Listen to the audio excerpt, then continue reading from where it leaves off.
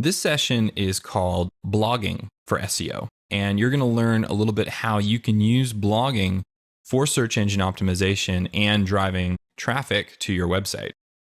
So many websites are still static. They're simply websites.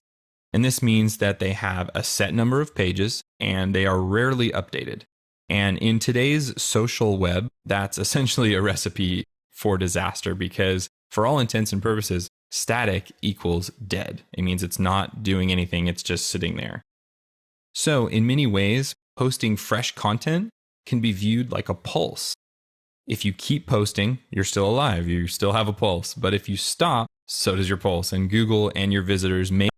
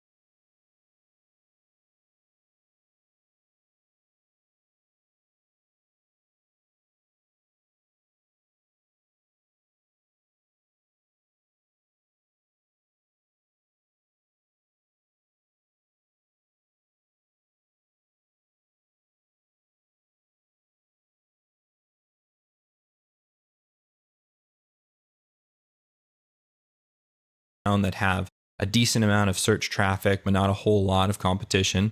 Again, just as you learned in our keyword research videos. And stick to that keyword spreadsheet when it's time to blog. One of the easiest things you can do is put dates next to it and use the keyword research spreadsheet essentially as your content calendar. So now you know, here's these great keywords. And every Monday, I'm going to open up my blog software, WordPress, whatever you use, and blog about one of these keywords. So be sure to do your keyword research so that when you're posting about things that people are searching for, and then people are going to find you when they do search Google. So now it's also really important to think about being a resource. You want to write content that builds trust and authority. And it's great to have content that's entertaining, that, takes a stand and has a certain perspective. You always want to have your authority in there. But think about being a resource. Think about writing a post that when someone reads that, they think to themselves, wow, this is perfect for what I was looking for. It really answers my question. And it builds that trust and it builds that authority. And this is really, really important because then you're going to attract links and shares, and it's going to be somewhat of a timeless post, something that people will always want to refer back to. So always think about that when you're posting to your blog as well. Try to be a resource. So the next thing you want to do is to get social. And you always want to share and make it very, very easy for others to share your content. So after you post, tweet about it, share it on Facebook and Google+. Sharing via social news sites such as Dig is also a great thing to do. And also make sure that your blog is set up to have social sharing widgets. And it's a great best practice to have those widgets both near the post's title at the top and also at the bottom of the post. And the reason you want both is the one by the headline, people don't necessarily click them as much, but what happens is if someone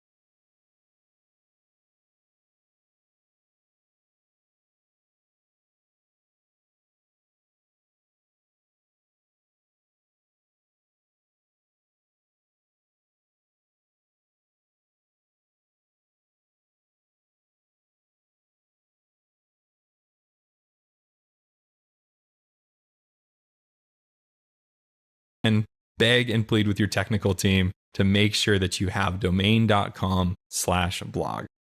Okay, so in conclusion, having a blog and posting regularly will go a long way with search engines. And that's not only because they're seeing activity, which we learned about the Google Caffeine update. They love to see activity, but it gives you a chance to do keyword research and look for new keywords and answer questions, build resourceful, great content, share that content via social networks and start attracting links and social shares. You can see how it's almost a snowball effect. You can find a good keyword, post a great article, share it, and repeat. And by doing that every week, you're having new keywords all the time, new content all the time, and it's going to go a long, long way, both for search engine rankings and for repeat visits and social shares and things like that.